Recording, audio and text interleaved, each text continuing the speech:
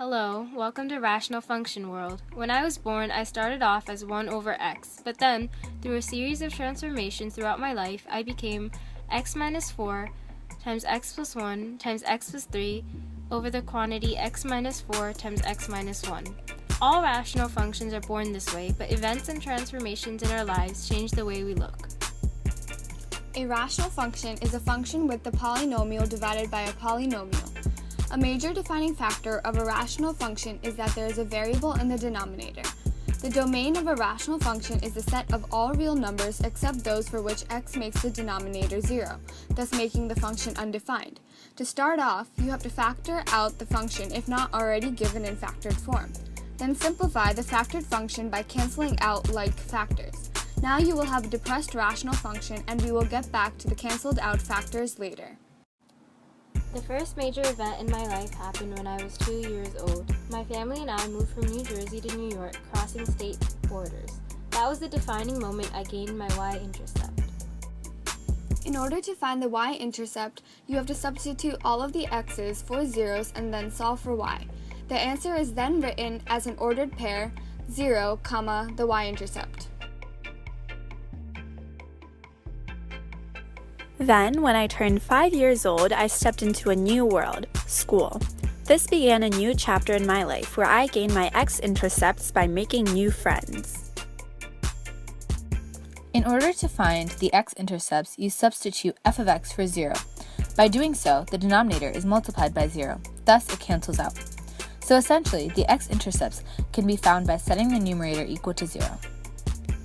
Elementary school seemed to breeze by until my first doctor's appointment with the allergy specialist. At 8 years old, I was diagnosed with my first allergy.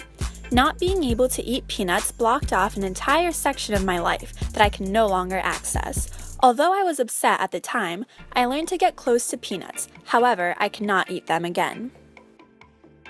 The vertical asymptotes are only found using the denominator of the function. The denominator is set equal to 0, and then the x's are solved for. Any answers you get show that when they are plugged into the function is undefined at those values because they make the denominator equal to 0. At the age of 10, my older brother turned 18 and decided to go to college at Penn State. Because of this out-of-state decision, my brother was able to cross his horizontal asymptote. To find the horizontal asymptote, the degree of the numerator and the degree of the denominator are compared. If the degree of the numerator is less than that of the denominator, the horizontal asymptote is automatically y equals 0. If the degree of the numerator and denominator are equal, then the horizontal asymptote is the ratio of the leading coefficients of the highest degree of both the numerator and the denominator. Sometimes functions will have crossing points. To check, you have to take the horizontal asymptote and set it equal to the original function. Then, solve for x. Then, the ordered pair will be the x you just solved for and the y-coordinate of the horizontal asymptote. The ordered pair is the crossing point of the horizontal asymptote. When I turned 15, the best thing happened to me. I got my first boyfriend.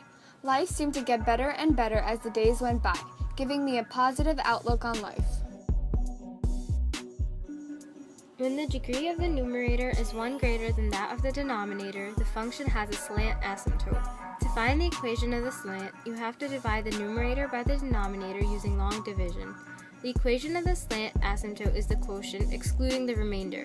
The remainder, however, can be set equal to 0 in order to find a crossing point, as mentioned earlier. My happiness, however, only lasted for a year, as when I turned 16, that jerk broke up with me. He left a hole in my heart. I was heartbroken to say the least, but my life kept on going. When you simplify a rational function, common factors from the numerator and denominator are cancelled out. This cancellation has to be accounted for. Thus, a hole is formed in the graph. To find the coordinate of this hole, you take the cancelled out factor and set it equal to 0. Then you solve and end up with the x-coordinate. Since x minus 4 was cancelled out, there is now a hole at x equals 4.